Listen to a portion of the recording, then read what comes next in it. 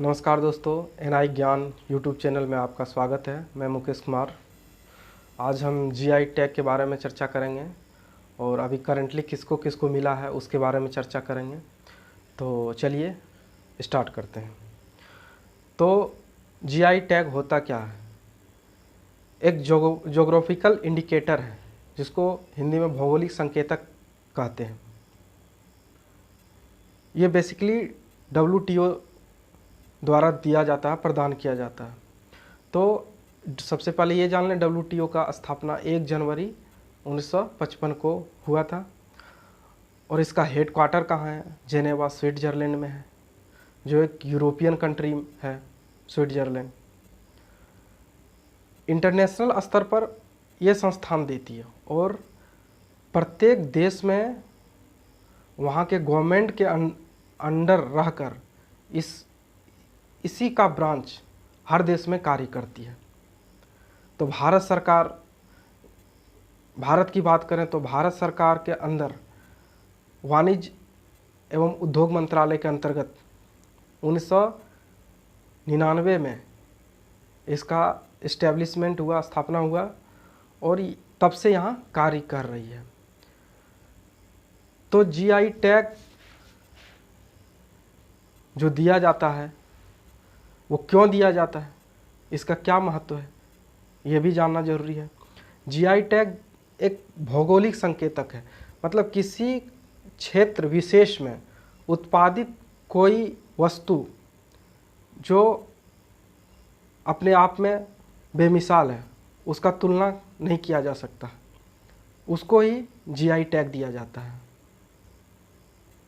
किसी स्थान हो गया, जैसे दार्जिलिंग का चाय को जीआई टैग, प्रथम जीआई टैग मिला गया है, भारत सरकार द्वारा प्रथम जीआई टैग दिया गया। तो दार्जिलिंग एक स्थान है, वहाँ उत्पादित चाय, विशेष क्वालिटी का चाय को जीआई टैग दिया गया है। अगर जीआई टैग किसी वस्तु को मिल जाता है तो उसका ना केवल नेशनल स्तर पर, इंटरनेशनल स्तर पर उसकी एक पहचान, छवि, एक अच्छा छवि बन जाता है, जिस कारण से उसका ट्रेडिंग अच्छा होता है। एक्सपोर्ट भी, इंटरनेशनल एक्सपोर्ट कर सकते हैं। लोकली स्तर पर उस प्रोडक्ट का क्वालिटी अच्छा माना जाता है, गुणवत्तापूर्ण माना जाता है, जिसका ये डिमांड अच्छा खासा होने लगता है, जिसका प्राइस मार्केट में अच्छा खासा मिलने लगता है और वहाँ के फार्मर, वहाँ के बिजनेसमैन जो भी उसका प्रोडक्शन कर रहे हैं या करवा रहे हैं, उसको बेनिफिट होता है। तो इसलिए जीआई टैग इस मायने में महत्व रखता है और इसको प्रत्येक 10 साल में इसका रजिस्ट्रेशन फिर से कराना पड़ता है। 10 साल का इसका वैल्यूएशन पीरियड है, उसके बाद आप फिर रजिस्ट्रेशन कराना पड़ता है। तो बेसिकली एग्ज़ाम में जो पूछता है उसके बारे में हम लोग चर्चा करते हैं। एग्ज़ाम में इस प्रकार का क्वेश्चन रहता है कि कुछ जीआई टैग वस्तु दे दिया जाएगा, उसका स्थान किस स्थान पर पाया जाता है उसके बारे में एग्जाम में पूछ लिया जाता है। जैसे कंदमाल हल्दी कहाँ पाया जाता है, ये आपको एग्जाम में क्वेश्चन दे देगा। तो इस चीज़ को हम लोग देख लेते हैं, कुछ जीआई टैग प्राप्त वस्तु और उसका स्थान देख लेते हैं। तो सबसे पहले स्टार्ट करते हैं बिहार से। बिहार में क्या क्या पाया जाता है?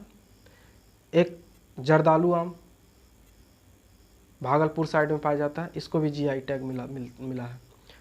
एक मगही पान जो औरंगाबाद गया में पाया जाता है, ये बिहार में है, इसको भी जीआई टैग मिला है। एक कतरनी चावल जो भागलपुर एरिया में पाया जाता है, गंगा किनारे, इसको भी जीआई टैग मिला गया। एक शाही लीची जो मुजफ्फरपुर में पाया जाता है, ये विश्व फेमस है, इसको भी जीआई टैग मिला गया है।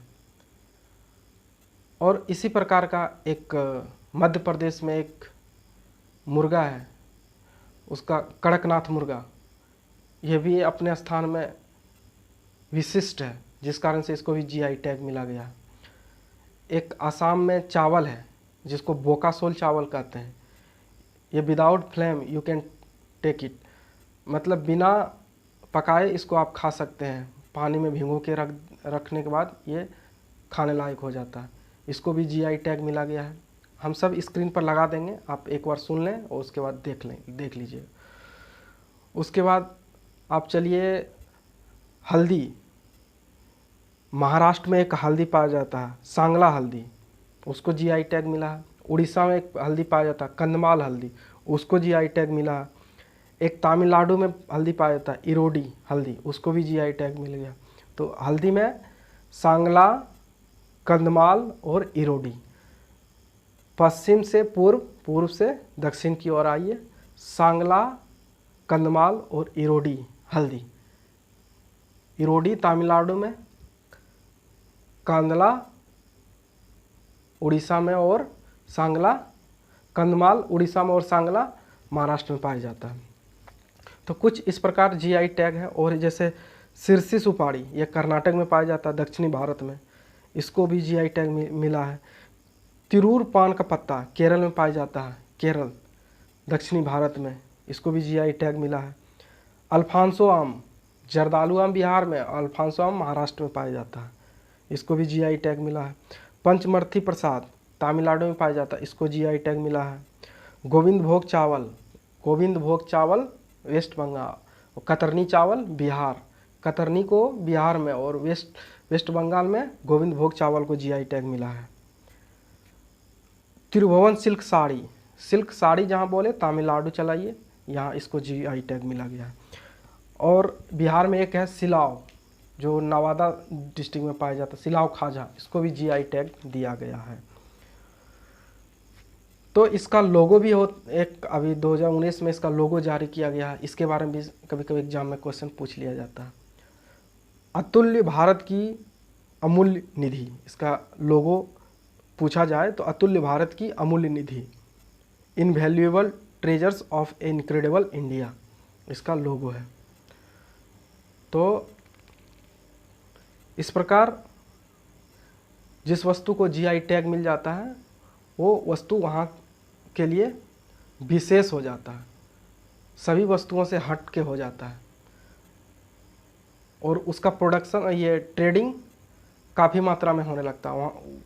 उसका लोकली स्तर पर उसका जो भी प्रोडक्शन करता है या करवाता है उसको बेनिफिट होने लगता है। तो जीआई टैग का यही महत्व है। इस प्रकार का जानकारी के लिए नेशनल और इंटरनेशनल जानकारी और तमाम